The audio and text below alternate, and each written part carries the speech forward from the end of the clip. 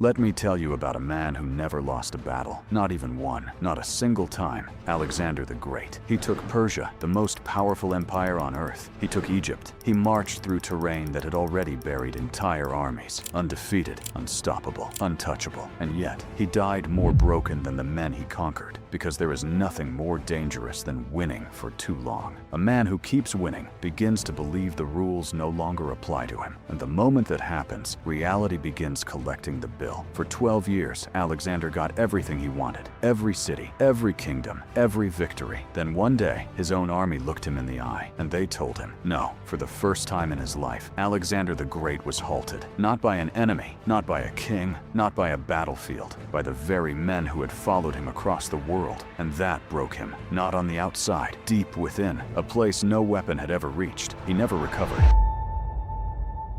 Babylon. 323 BC. At 32 years old, the most powerful man on earth was sitting in a palace, drinking, dying, not from a wound, not from battle, from within. Because here is what history never talks about enough. Alexander conquered everything around him and ignored the war within him. The general he pushed away became a threat. The people he trusted pulled back. Drunk and enraged over nothing, he killed his most beloved friend, Clitus, with his own hands, and he never saw it coming.